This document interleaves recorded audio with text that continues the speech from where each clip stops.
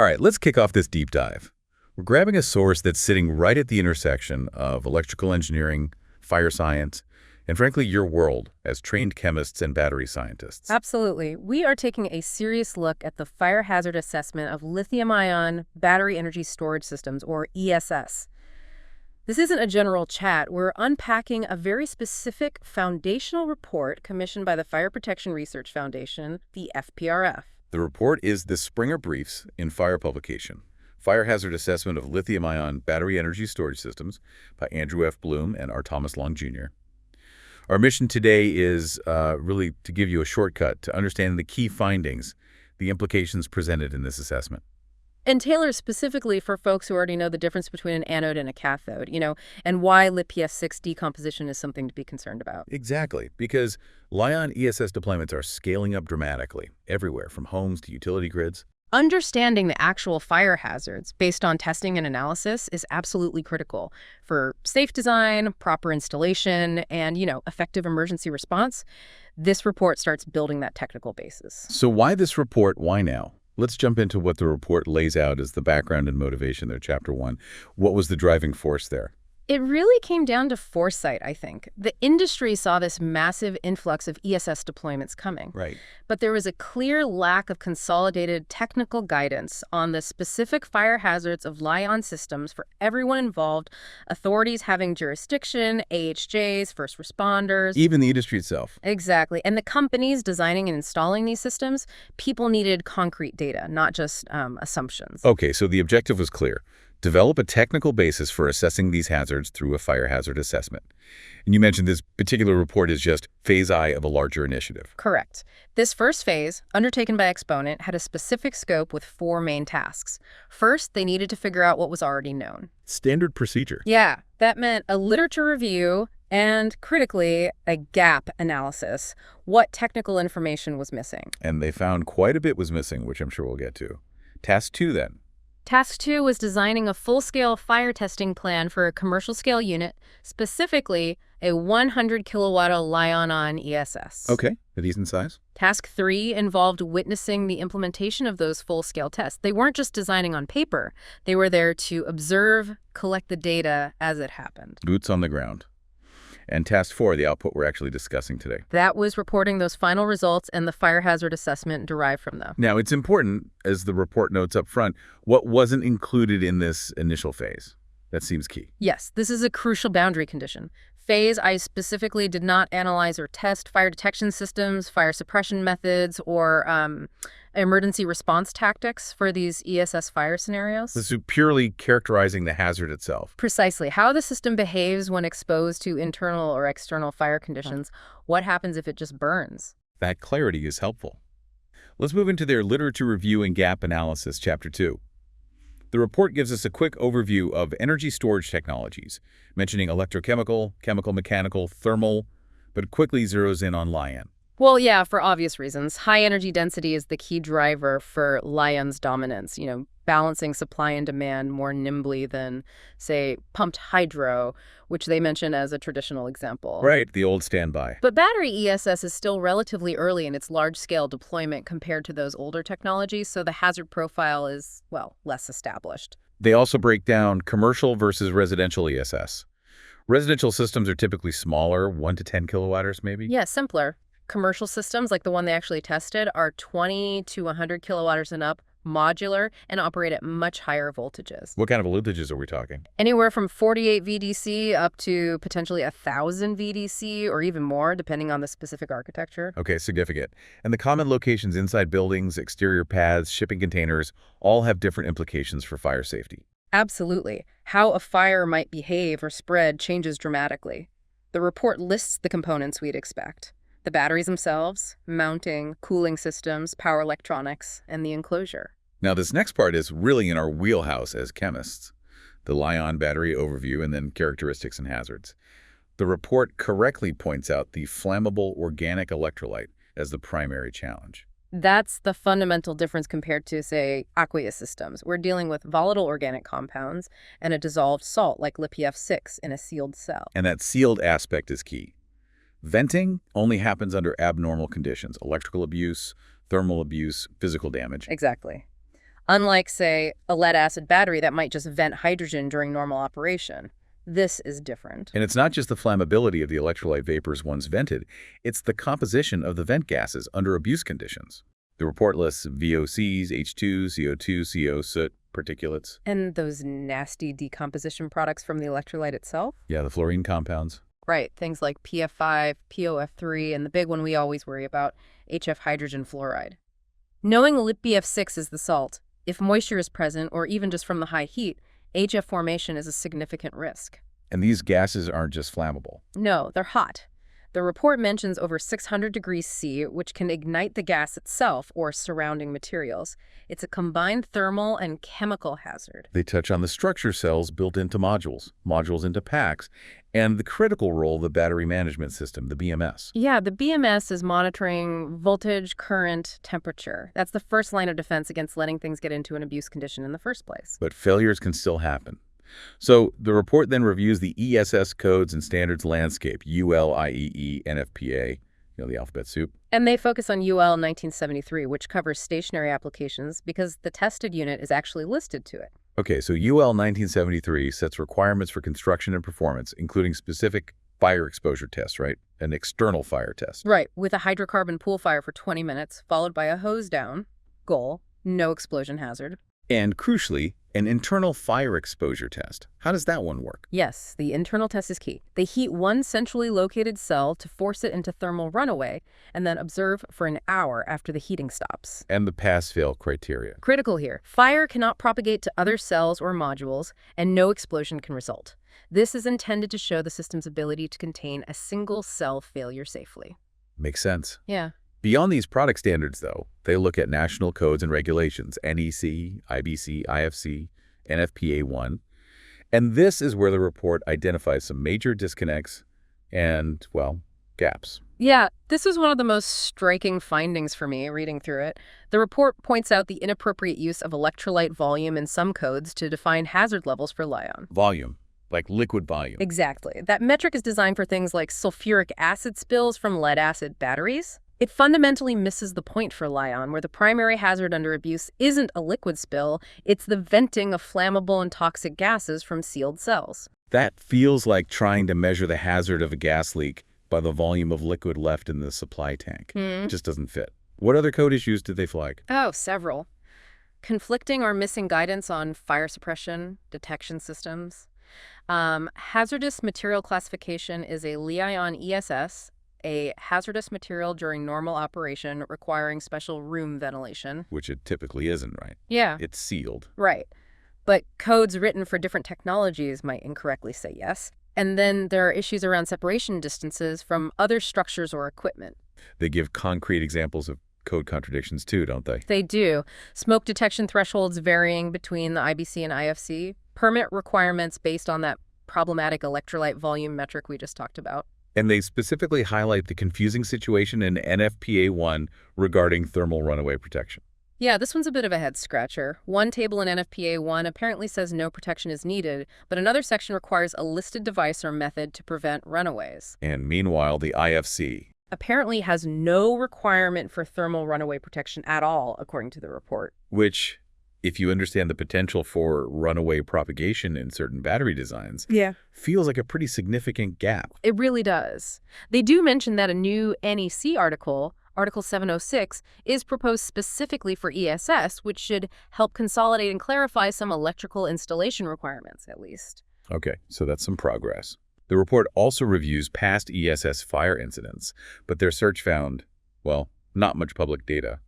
Yeah, the existing NFIRS fire incident reporting codes aren't granular enough. There's no specific code for stationary battery fire, so you have to search under things like UPS systems or just general battery codes. So the data gets lost. Pretty much. They mentioned the Kahuku wind farm fires, but those were lead-acid systems, different chemistry. They mentioned an APS Li-ion pilot ESS incident in Arizona, but the cause wasn't made public. And here's the truly notable finding from their literature review, at least at the time this was written. Right. They found no publicly reported fire incidents identified to have started in or significantly involved a commercial or residential Li-ion ESS. Zero. That really underscores why this kind of testing and research was so necessary The real-world incident data just wasn't there yet. Exactly. So to supplement, they looked at Li-ion battery fires more generally, like from research on vehicle batteries or other large packs. And what did that show? Well, they noted an interesting difference based on cell format. Tests on polymer pouch cells or prismatic cells typically didn't show projectile hazards. Water could be effective for extinguishment, though often needing large volumes. Oh, yeah. But tests on unconfined cylindrical cells like 18650s did result in reports of cell explosions and projectiles traveling significant distances over 130 feet in some tests. That unconfined cylindrical data point immediately makes me think about the specific cell format used in the ESS they actually tested. We need to keep that in mind. Definitely. And toxic gases like CO and HF were consistently present in those general Li-ion fires too, regardless of the specific application. So, bringing that whole literature review together, the report clearly restated the identified knowledge gaps that this phase-I testing aimed to begin addressing. Yeah. No public ESS-specific fire test data, limited data on large cylindrical packs in storage or vehicle-like configurations, a real lack of first responder hazard information and tactical guidance. Plus the conflicting code guidance we talk about, no formal post-fire overhaul procedures, and the lack of that specific NFIRS code for tracking incidents. That extensive gap analysis provides the perfect lead-in to Chapter 3, Testing Program Summary. This is where they actually, put boots on the ground and tested a real-world system. Right, the empirical part. Exactly. They tested a Tesla Power Pack, a commercial 100 kilowatt unit. It's a substantial piece of equipment weighing nearly 4,000 pounds. And simulating a common installation scenario, they tested it outdoors in open air, just sitting on a concrete pad. Yep. The program involved two main test categories. First, external ignition. Simulating a fire starting outside the unit. Correct. They used a propane burner placed right against the side to simulate an external fire impinging on the cabinet. Okay. And the second category? Internal ignition. Here, they deliberately initiated a failure inside the unit using heater cartridges to simulate a severe internal event, like multiple cells failing. Got it. And for both tests, they gathered a lot of data. Oh, yeah. They instrumented the heck out of it. Temperatures inside specific pods, within the cabinet, at the exhaust vent, pressure sensors, gas sampling for select products of combustion like CO and HF, weather data, multiple cameras for visual recording, and specific observation points to look for any projectiles. Chapter 4 gives us the details of the tested ESS itself, the Tesla Power Pack. What kind of cells are actually in there? We mentioned the cylindrical concern earlier. It uses cylindrical 18650 cells, specifically 3.6V 2.4 A01s. So yes, the very same form factor that showed projectile hazards in those unconfined tests they noted in the literature review. Which makes the Power Pack's overall containment design absolutely critical. Precisely. That's the key question the testing implicitly asks. Does the engineered system mitigate that potential hazard? And how are those thousands of cells organized inside? They're assembled into modules first, with about 450 cells per module. Then 2 modules form a pod, so about 900 cells per pod. Good. And there are 16 of these pods inside the main cabinet, bringing the total to around 14,400 cells. It's a very dense energy package. The cabinet itself is a substantial steel structure, about 52 by 38 by 86 inches. What else is inside besides the pods? You've got the power electronics, of course, and the thermal management system. This unit uses liquid cooling. Liquid cooling. Interesting. Yeah, 50-50 water-ethylene glycol mixture is pumped to each individual pod to keep temperature stable. That coolant is then further cooled by a refrigerant system using R134A mounted on the front door. Managing heat is absolutely key for both performance and safety in these large packs. And they highlighted the engineered exhaust pathway as well. Yes, that's important. Vent gas from the back of the pods, should venting occur, is deliberately channeled into a manifold system and then directed out through a specific vent at the top of the cabinet. Trying to control where the hazardous gases go. Exactly. It's a design feature aimed at directing potential off-gassing away from other sensitive components and hopefully safely outside the enclosure. The report lists several ESS safety features built into this specific design, like its UL listings, including that UL 1973 standard we discussed. Right. The design is explicitly intended to meet those UL 1973 fire test goals. Remember, no explosion in an external fire, and a single cell failure shouldn't cause fire propagation or explosion internally. So the architecture, with those steel pod enclosures inside the main steel cabinet, is specifically meant to contain potential cell-level events. That's the intention, to contain the energy release and reduce or eliminate projectile risk, even with those cylindrical cells. They also mentioned the low voltage output from the individual pods, around 50 V, limiting electrical hazard when the unit is inactive. Yeah, the high voltage, the 400 V output, is only present when the system is actively operating and connected. That's a good safety feature during maintenance or emergencies. And importantly for installations, the manufacturer provides recommended clearance distances for combustibles. Yeah. What were those again? 6 feet from the front, only 6 inches from the sides and back, and 5 feet from the top. These are the distances the tests would implicitly challenge or validate. Okay, Chapter 5 details the specific testing setup, a key point. Both tests were conducted with the power packs charged to 100% state of charge. Fully charged, representing the maximum potential stored energy and likely the worst-case scenario for the amount of energy released during a thermal runaway event. So, for the external ignition test, how did they set up that propane burner? It was placed directly against the right side of the power pack cabinet, aiming for direct flame impingement. They actually used 3 drilled pipe burners configured together. And they targeted a pretty significant heat release rate, 400 kilowatts for approximately 60 minutes. This was meant to be a substantial external fire, enough to potentially overwhelm the cabinet's fire resistance and trigger internal thermal runaway. And the instrumentation for that test? Temperature sensors everywhere, inside specific pods near the fireside, inside the main cabinet, in the exhaust manifold and vent, and on the exterior surfaces like the front, left side, and back. Plus, heat flex gauges positioned at those manufacturer clearance distances. The 6-foot front, 6-inch sides back. Exactly. Also, a pressure transducer in the exhaust manifold and gas sampling right at the exhaust vent, specifically measuring CO, CL2, CH4, and HF. And of course, weather monitoring and multiple cameras. Right. Now for the internal ignition test. How did they initiate the failure inside? They used 6 small 25-watt cartridge heaters placed carefully in the interstitial spaces between cells within a single designated initiator pod, pod 6. Between the cells themselves? Yes. And the report explicitly states this method was chosen to deliberately overwhelm any passive thermal propagation resistance within that module. So not just a single cell failure simulation. No. The goal was more aggressive. Induce near-simultaneous thermal runaway in a cluster of about 10 cells, really challenge the system, and then turn the heaters off and observe. Okay. And the instrumentation for the internal test? Similar setup. Thermocouples inside the initiator pod, pod 6, crucially also in the adjacent pods, 5 and 7, and on their covers to check for propagation.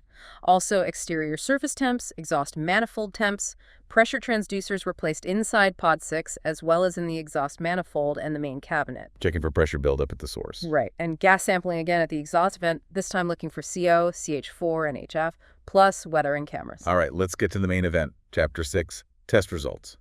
First, the external ignition test. What happened when they hit it with that 400 kilowatt fire? Okay, the weather was cool and overcast that day. The propane burner absolutely did its job. It successfully induced self-sustaining thermal runaway and ignition of the interior components of the power pack. Did they hear anything? Yes, they reported hearing the characteristic popping sounds as cells likely vented or ruptured under the heat stress. They saw white smoke initially, consistent with electrolyte vapor release. In the critical observation, thinking back to UL 1973 and the concern about cylindrical cells. This is probably the single most important observation from this test. No violent projectiles, explosions, or energetic bursts were observed at any point. Not during the 60-minute burner exposure, not during the subsequent free burn, not even after the flames subsided. So, despite using 18650s, the containment worked in this scenario? It appears so. They did note a pressure release from the R134A refrigerant system, but that was expected and not a battery explosion event. The overall cabinet and pod design seemed effective at containing the individual cell-level events, even under severe external fire attack. How long did the power pack itself burn after the propane was turned off? For a considerable time, the total fire duration was about 3 hours and 45 minutes. Wow. Did the fire stay completely contained within the cabinet? Mostly, but not entirely. Flames were observed breaching the cabinet structure in a few places, most notably from the engineered exhaust vent at the top. As designed, maybe? Possibly, but also through the front door grill area where the cooling system was, and around some seals that likely failed under the intense heat. So the steel cabinet provided significant containment, but it wasn't hermetically sealed against fire escaping. What about temperatures? Inside versus outside? Inside the pods directly involved in the fire, Temperatures exceeded 2,000 degrees air, which you'd expect with direct flame contact and burning battery materials. But the exterior temperatures were much lower. Like on the side away from the burner? Yeah, the left side only reached about 150 degrees maximum. The front door, where some components were located and some flame breaching occurred, got hotter, up to about 460 degrees higher. They did mention the heat flux gauge data was inconsistent, so they didn't really rely on it for conclusions. Okay. Any dangerous pressure buildup indicated? No, the pressure data collected from the exhaust manifold showed no significant pressure rise or sudden release event consistent with an explosion. The visual evidence backed that up, too. And the vent gas analysis. HF was a major concern identified in the literature. And the tests confirmed it. HF was detected pretty early on and rose rapidly. It exceeded the 100 parts per million upper detection limit of their sensor after just 30 minutes of the external fire exposure. Exceeded the limit. Yes, and it stayed above 100 ppm for the entire remaining duration of the test, over 3 hours. That's a significant concentration. Definitely. What about other gases? CO was detected, as expected in a fire, but interestingly, no Cl2 or CH4 were detected in this external fire test. The report suggests that's likely because any methane produced would have simply combusted in the presence of the large open fire. Makes sense. And post-test. Total loss. All 16 energy pods were significantly damaged. No stranded energy was found afterwards, which is good from a safety perspective. Okay, now let's compare that to the internal ignition test results. Yeah. How did that one play out? Very, very differently. It was a sunny, slightly warmer day for this test. The 6 cartridge heaters successfully triggered thermal runaway in the targeted cluster of about 10 cells within the initiator pod, pod 6. Did they hear the same popping sounds? Yes, steady pops were heard again as those cells failed. Smoke was observed coming from the main exhaust vent at the top of the cabinet, initially white, then turning darker gray. But the crucial difference. No flames were observed at any point during this internally initiated failure. Zero. Zero flames. Yeah. Even with multiple cells forced into runaway, that's significant. And was the event contained? Yes, completely. The thermal event, the damage, it was all entirely contained within that single initiator pod, pod 6. It did not propagate to any of the adjacent 15 pods. So the internal design features, the pod structure, maybe materials, they worked. They certainly seemed to in this test. Even when severely challenged with that forced multi-cell simultaneous failure, the system prevented propagation. The smoke dissipated within about an hour and a half after the heaters were turned off. And the temperature data must confirm that containment. It does. Maximum temperatures inside the initiator pod 6, right near the heaters, briefly exceeded 2,000 degrees Celsius during the runaway event. But the temperatures on the outside of that pod and on the adjacent pods and their covers stayed very low, barely rising. What about the cabinet exterior? Barely changed. Exterior cabinet temperatures only rose slightly higher than the ambient air temperature. Very little heat escaped the initiator pod. Pressure data again. Any buildup? Nope. No pressure buildup or sudden release event was observed in the data from the sensors inside pod 6, in the exhaust manifold, or in the main cabinet, consistent with no explosion. Okay. And the vent gas analysis for the internal test? Still see HF? Yes. HF was detected, reaching a maximum concentration of 26 ppm. Still significant, above OSHA 8-hour limits, but much lower than the external fire. Much lower, yes. CO was also detected, and it actually reached the maximum 2,000 ppm range of the detector and stayed there for quite a significant duration. Considerably more CO than in the external test, relatively speaking. Interesting. Why more CO internally?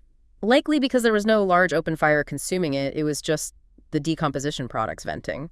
And speaking of which, CH4, methane, was detected in this internal test, unlike the external one. Again, presumably because there was no fire to burn it off. That's the report's conclusion, yes.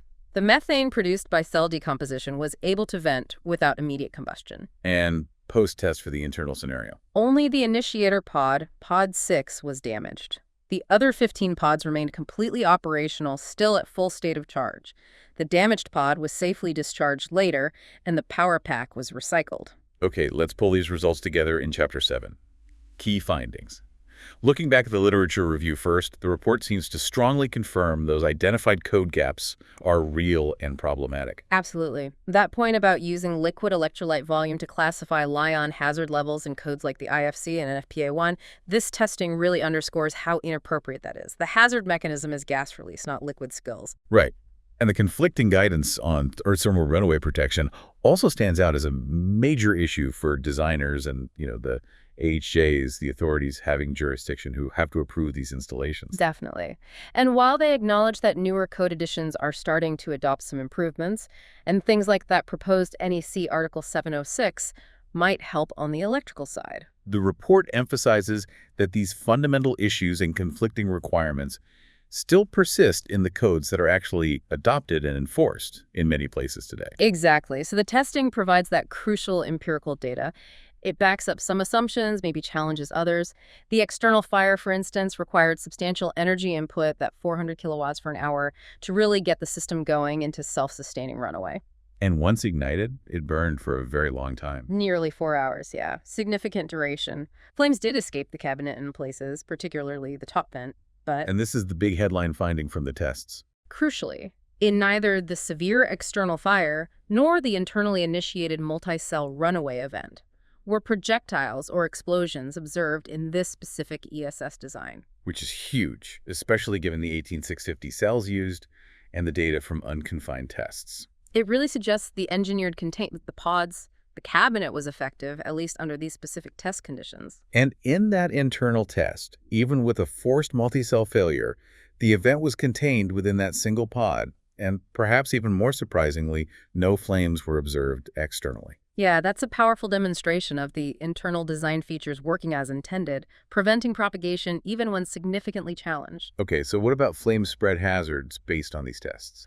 Well, the high internal temperatures, over 2,000 degrees hour, are largely confined by the steel cabinet, based on the external temperature measurements, particularly on the sides and back. The ones that only got up to like 150 degrees Celsius. Right. Following the manufacturer's recommended clearances of 6 inches for the sides and back seems reasonable for preventing flame spread from those surfaces to adjacent combustibles. But there's a caveat. Yes, a big one. That assumes no high winds blowing flames or radiant heat, and it doesn't account for heat radiating from adjacent burning units in an array. And what about the front and top clearances? The front got hotter, 460 degrees of Fos. So the 6-foot clearance there seems justified. The 5-foot top clearance requirement, though, is questionable. Because flames were seen coming out the top vent in the external fire test. Exactly. For any combustible materials located directly overhead, that's a definite concern based on these results. The internal test, having no external flames, posed negligible flame spread risk at those distances. Makes sense. And the products of combustion hazards, what's the takeaway? HF, hydrogen fluoride, is clearly a major concern. It was detected in both tests, significantly exceeding OSHA 8-hour recommended exposure limit. Especially in the external fire where it went off the scale, above 100 ppm. Right. This finding strongly mandates the use of SCBA self-contained breathing apparatus for any first responders approaching an incident involving these systems, whether it's an external fire or just an internal failure with venting. What about CO? CO was also detected in both tests, reaching high levels, particularly in the internal test without open flames. This suggests that effective ventilation is going to be really important, especially for indoor ESS installations, to prevent CO buildup. And it's worth remembering. Yes, it's crucial to remember they only monitored a select list of gases. Other toxic or hazardous products of combustion could certainly be present that weren't measured in this specific test program. So what does all this lead to? Chapter 8 outlines the recommendations and future work, essentially, the roadmap for Phase 2 research and beyond, stemming directly from the gaps identified and the findings of these tests. These are really the critical follow-up questions that need answers. High on the list is research on first responder tactics and specific fire suppression methods. How do you actually fight an ESS fire safely and effectively? What works? Water, foam, something else. Exactly. And related to that, developing post-fire incident response and recovery procedures, what's often called overhaul in the fire service. How do you make the system safe after an event? Deal with potential stranded energy, handle damaged batteries? That knowledge is currently lacking formal guidance. What about quantifying the fire itself? They recommend specific heat release rate, HRR, testing of ESSs. That would give engineers and fire modelers much better data on the potential fire size under defined conditions. And accounting for real-world installation variables. Yes. Testing the effects of severe wind conditions on flame spread, which is crucial for outdoor units, and testing arrays of ESSs, multiple units installed close together to understand fire spread between units, or from an array to nearby buildings or combustibles, that's a huge practical question. What about indoor installations? Also critical. Testing ESSs inside enclosed compartments, like rooms, is needed to study how the fire behavior changes, how toxic gases accumulate differently compared to these open-air tests. And maybe the biggest variable of all. Testing products from other manufacturers using different battery chemistries, different cell formats, different sizes. This report provides invaluable data on one specific 100 kilowatt Tesla power pack design from that era. But we need to know how much variability there is. Precisely. How do other designs perform under similar external fire or internal failure conditions? We can't assume all ESSs will behave identically. From a data tracking perspective, they also recommended Adding a specific stationary battery ESS fire reporting code in NFIRS, the National Fire Incident Reporting System, that would dramatically improve our ability over time to collect and analyze real-world incident data and trends. And finally, circling back to the start. Resolving those conflicting and ambiguous sections in existing building and fire codes related to ESS, that's essential for clear, consistent guidance and uniform implementation of safety measures across different jurisdictions. Wow. Okay, this deep dive really took a detailed technical report and distilled its core findings, I think, for our audience. We've unpacked the specific test results on a commercial ESS, highlighting that lack of projectiles or explosions in these particular tests, the observed containment of an internal event, but also the real flame spread and toxic gas hazards. And connected it back to those critical code gaps and the knowledge voids that were identified right at the beginning in the literature review. It provides concrete, hard-won empirical data that, supplements the existing product standards like UL 1973 and points directly to where the industry and the research community really need to focus next. Absolutely. And for you, the listener, the trained chemist or battery scientist, this report gives you real insight into how a large engineered battery pack actually behaves under severe abuse conditions. It's not just theoretical models, it's test data. And it highlights specific areas in codes, in safety design, in emergency response, where your fundamental understanding of the underlying chemistry, the electrolyte, the decomposition pathways, the gas generation is absolutely vital for driving safety and future improvements. That connection between the fundamental science and the large-scale system safety is critical. So given the rapid deployment of these systems we've discussed, and this report laying out such a clear path for more research, thinking about those recommendations for Phase 2 and beyond, first responder tactics, overhaul procedures, HRR testing, wind effects, array testing, closed spaces, testing different chemistries and designs, improving incident data, fixing those code conflicts, which of those identified knowledge gaps do you think is the single most critical to address next, and maybe why? That's a tough one. They're all important. And perhaps, how do we as a community focused on battery technology and safety best contribute to bridging whichever gap we think is most pressing? Something to consider.